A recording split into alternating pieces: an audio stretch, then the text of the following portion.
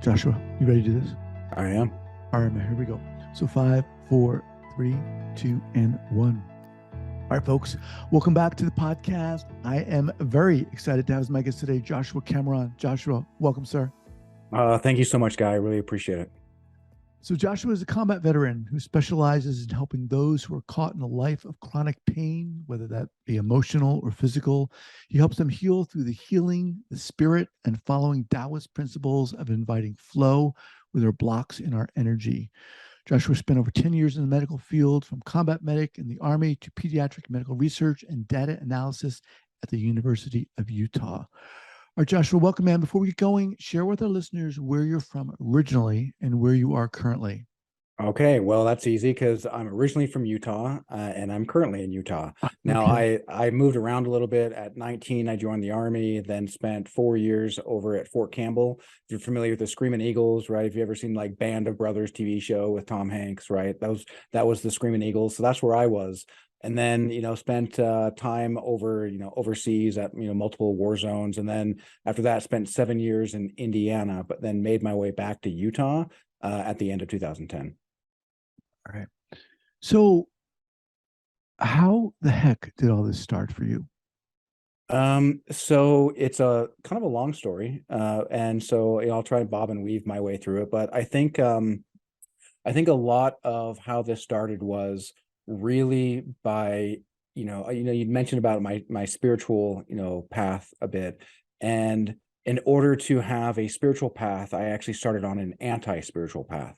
And what do I mean by that is that, in order for somebody to be truly spiritual, they really tap into who they are and listen to their inner voice. But from a young age, I was taught to distrust my inner voice, right? And little things, I'm sure that everyone, if you're listening, and you too, Guy, I'm sure that you've experienced it. Things like, hey, Josh, what do you want to be when you grow up? Like, oh man, I want to do this. Like, that's stupid. Why would you do that? You should do what I think would actually make you money. So then it starts making me think, oh, so my ideas are stupid. Oh, so then my career objectives are stupid. Oh, so then I'm stupid. And the problem with that is that, when your intuition says, hey, you should do this, like, oh, sorry, I've already come to the conclusion that I'm stupid and I cannot trust my intuition, which ultimately led me to the Army.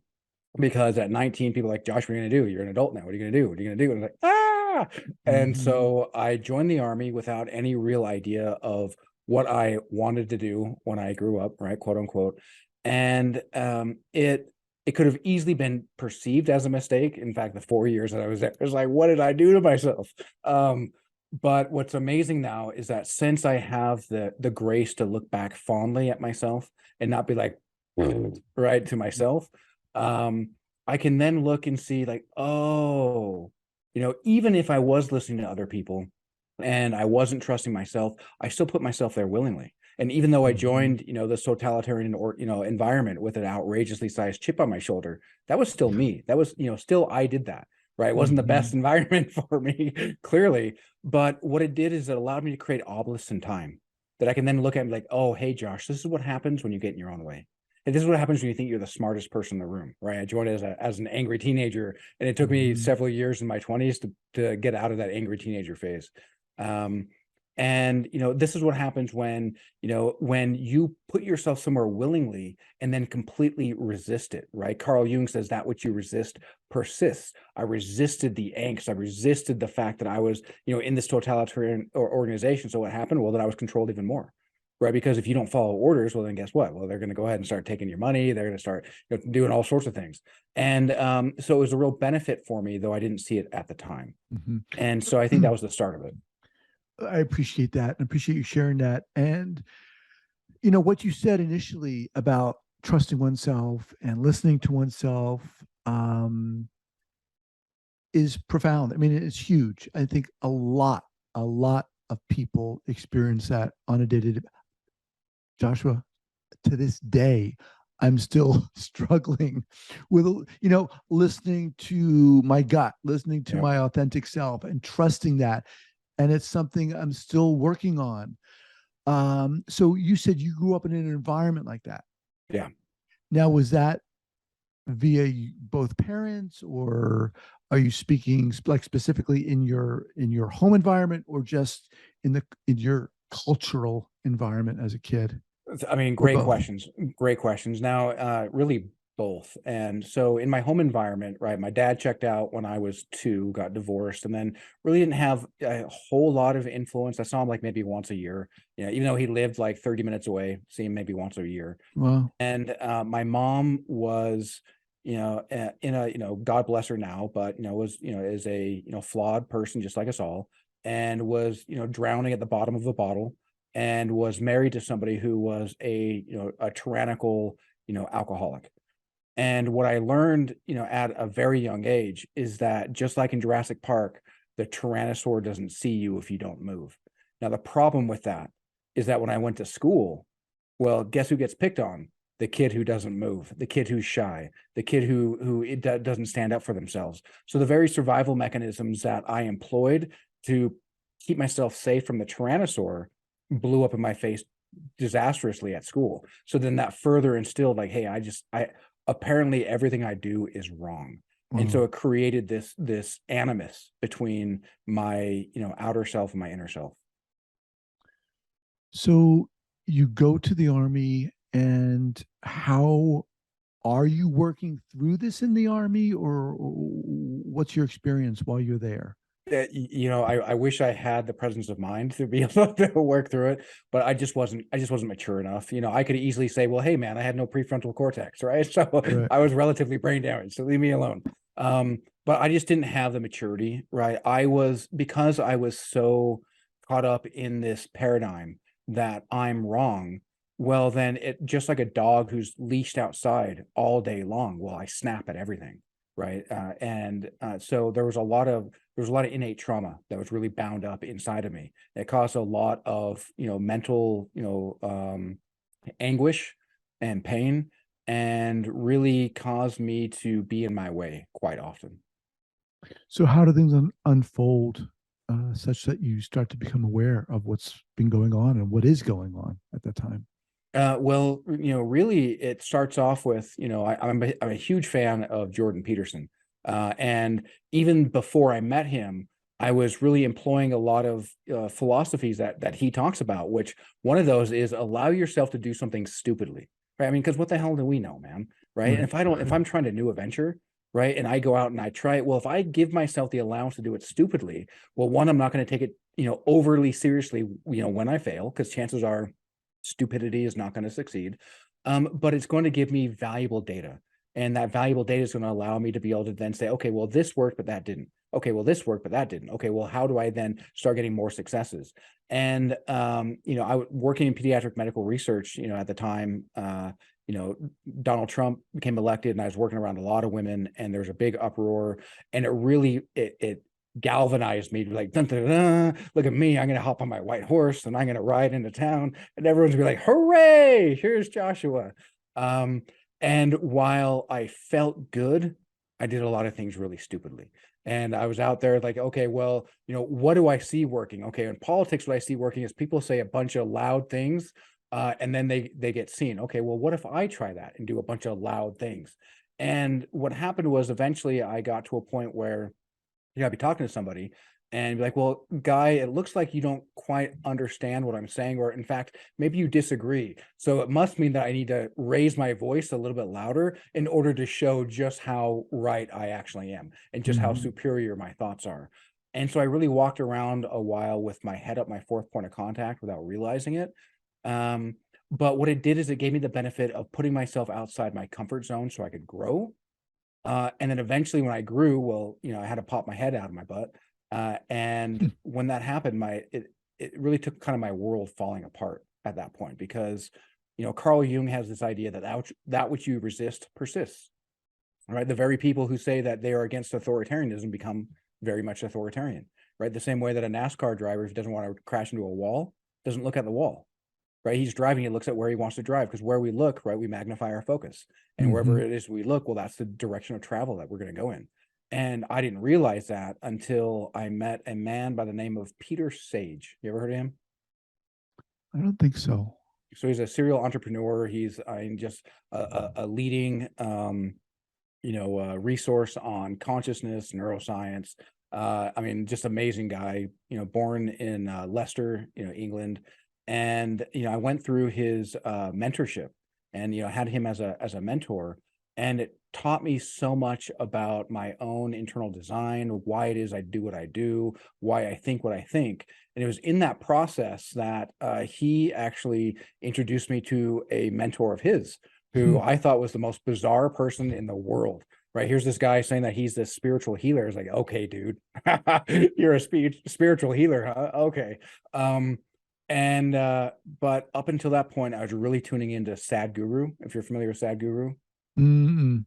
Okay, so this Indian mystic that has, completely, diametrically opposed on the outside, at least, the way that we'd look, as, this white dude from Utah. But he has this point that life is about experience, isn't it? Right? Because all day long we can sit inside our heads and we can talk ourselves out of it in experience. The same way that a child folds their arms and says, "No, I don't like it." And then there's this frustrated parent like, "You haven't even tried your vegetables. How do you know you don't like them?" Right? Well, I just know. Well, so here's this guy who I thought was bizarre by the name of Ed Stracher, and in my right ear, I heard this audible voice, right? Maybe it was my higher self whispering down to me of life is about experience. It was like, and it was in Sadhguru's voice. It's like, okay, well, there's a reason why I'm hearing that, and I need to check this out. And again, putting myself outside of my comfort zone, because again, here I am in a seemingly bizarre situation, and that allowed me to tap into more spiritual awareness and a spiritual path that I didn't even realize was possible. What's really interesting to me, Joshua, as I'm hearing you talk, is you shared a pretty oppressive environment growing up, one that could have, I guess, seemingly from the outside perceived that there was no visible trauma, but Mhm. there was obviously a lot going on and a lot of uh, maybe you can use the word negative stuff going on that really, I think, impacted the trajectory of your life, belief in yourself, certainly. And yet, you also talk about this pretty incredible self awareness that you have. Mm. And to me, that's I think it's awesome that that happened. But how the heck did that? Where did that come from? Great question. So since, ever since I was a teenager, I've been devouring, Aristotle, Plato, Nietzsche, the great, the great philosophical, geniuses.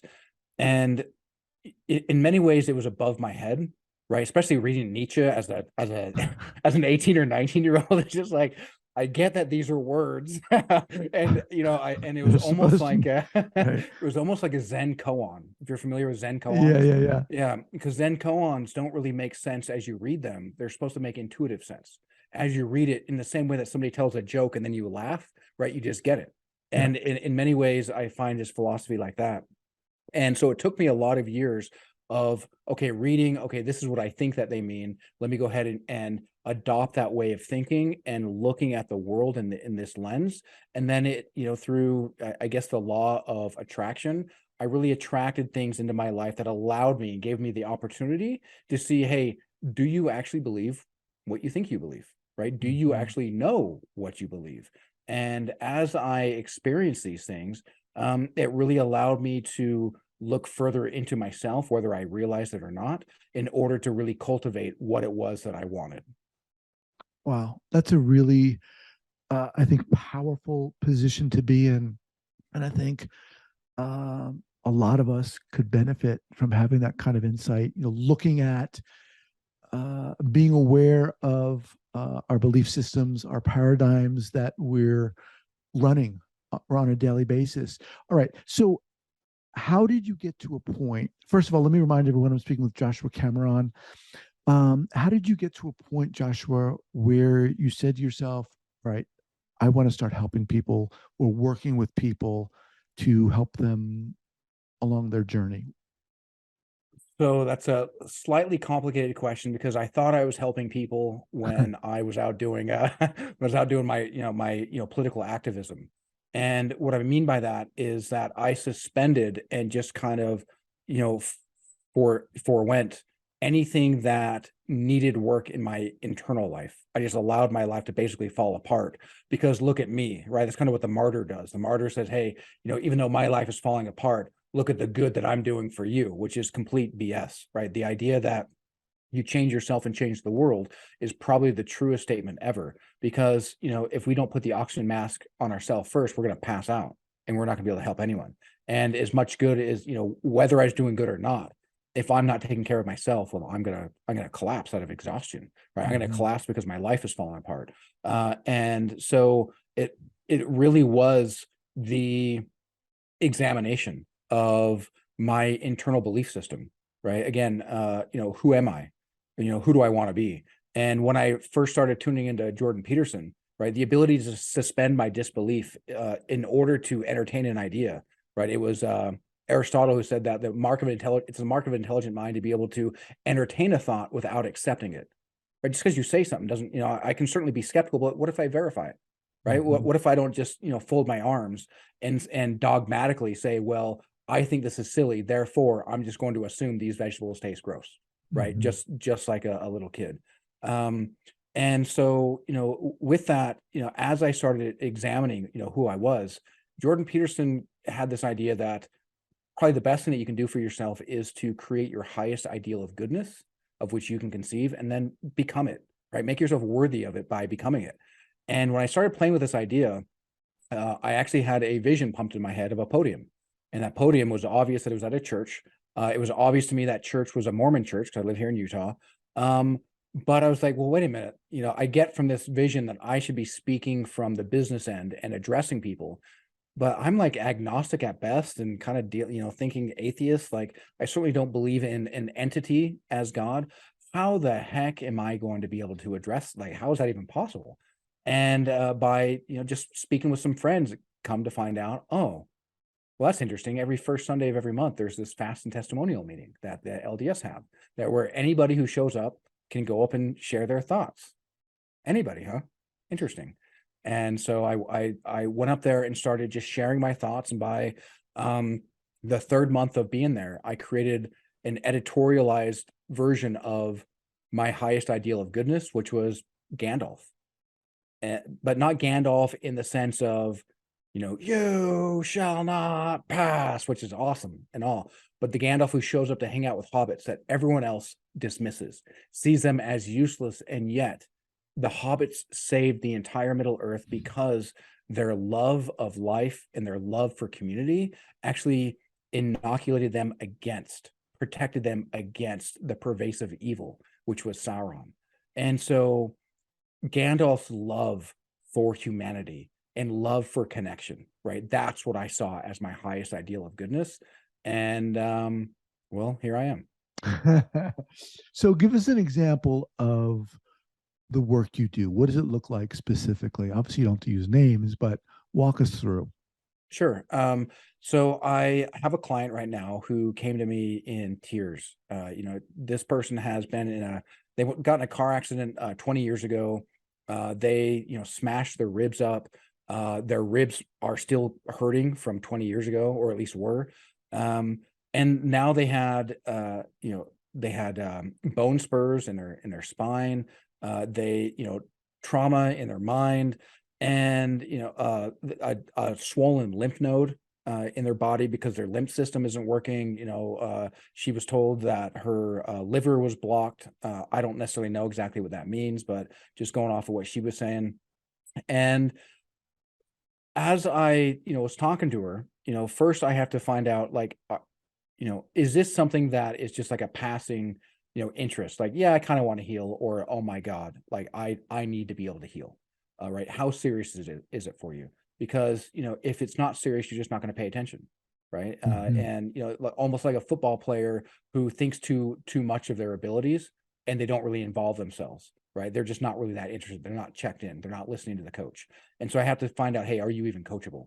And then, as I do that, well, my modality is effectively, I bring people down into a deep meditation, get them, into an alpha state. I do record them so then they can go back over through the meditations, because, everything is energy, right? This is something that, physics proves. In fact, Einstein's mentor, Max Planck, is famous for saying that, everything is consciousness. And, the more that we wrap our minds around that, then we start to realize, and even see that neuroscience now is proving that the brain doesn't know the difference between imagination and Mhm. actual physical, interaction. And so part of what I do is get through to their identity, right? There's three main levels of awareness. One is intellectual level, right? And you can think of like a smoker, right? There's literally no reason why a smoker should smoke, right? There's no reason why they should, suck in carcinogenic vapors into our lungs. So intellectual, right? We can know things all day long, but we're not necessarily going to take action, right? We can Mhm. know what to do, but we might procrastinate. We can know what to do, but then we just may not do it. And then there's the emotional level, right? Take that same smoker and say the daughter comes up and says, "Daddy, daddy, daddy, I really want you to quit smoking because I want you to walk me down the aisle one day." He's like, right? And then they Mhm. crush those cigarettes and they throw them away. Well, that's great to be able to get you, out of your rut and get you actually moving towards a goal that you want to do. However, right now they're a smoker who's quit, which means they're doing what? They're resisting. They're resisting the urge to smoke. Problem with that is that what you resist persists. If you're at the gym and you're holding a resistance band, there's only so much time until your arms give out. And Mhm. until you change your identity, and this is really where I help people get to, is getting to their identity level and remaking the identity that they want. Because once you change your identity, well, somebody offers you a cigarette, it's not, you don't even identify as a non-smoker, you just don't smoke. And this is the idea in the Tao Te Ching where, this idea of, if you give evil nothing to oppose, it'll go away on its own, not because it's not there, but because you can step out of its way, right? But if Mhm. you're opposing and you're resisting, well, your willpower will give out, right? Because no matter what, the environment will trump your willpower every time over time. If you and I are hanging out and I'm about to fall off a cliff face, I'm holding on. You come back on Tuesday, I ain't going to be there. Right. Right. So, for context purposes for our listeners, so you are a coach. So I do coaching because I do need to make sure that you understand, or proverbial you understand that thoughts have power, right? And our words cast spells on us all day long. And Right. there's a very easy way to think of that, right? Here in America, which I love the US, but we talk about how we are the land of the free, right? And so we use these words and we adopt them and we believe them. But if we're the land of the free with 4% of the world's population, but 25% of the world's prisoners, well, that seems strange. That doesn't seem very free, but we believe it anyway.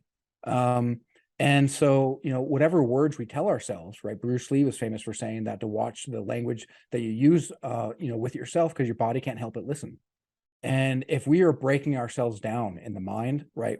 In America, we fetishize this idea that we are our own worst critic or our own worst enemy. And an own worst critic or own worst enemy is not somebody who has your back. That's somebody who's going to come and hit you in the knee with a hammer right before it's time to run a race. Mhm. Right. And so when we have these negative thoughts, well, these are all energy. Everything's energy. And now neuroscience is proving that chronic pain almost always is some level of unprocessed trauma that's stuck in the body. And so if we are internalizing all these negative thoughts and we're breaking ourselves down in our mind, well, doesn't it make sense that the body itself would start to break down? So part of the coaching process is to be able to get people to understand your thoughts have power, right? Mhm. You live in a world where the world happens to you. Well, then you're gonna get a reflection, because the world is gonna mirror that hey, things are happening to you and things are gonna fall apart. But when you start seizing that power back and you actually start looking at where you want to go instead of looking where you don't want to go, that coupled with the powerful meditations and the effectively, it might sound silly, but whatever. I help people heal their soul. And what I mean by that is, this idea of flow, right? We need all energy needs flow. And if we are blocking up our flow by, having these, traumatic ideas and thoughts constantly beating ourselves down, just like water needs to flow, the energy in our body, if it quits flowing, well, it starts to stagnate. And what's attracted to stagnating water? Well, parasites and mosquitoes. And what do Mhm. they bring? Well, they bring diseases. And so what happens when these parasites and mosquitoes attach themselves to our energy body? Well, just like they do in the real world. Instead of drawing our lifeblood, they're drawing our life force. And if our life force is drawn, just like Max Planck said, everything is consciousness, which is a good placeholder for soul. Well, if the soul itself is being drained, well, then of course the body and the mind break down as a natural consequence.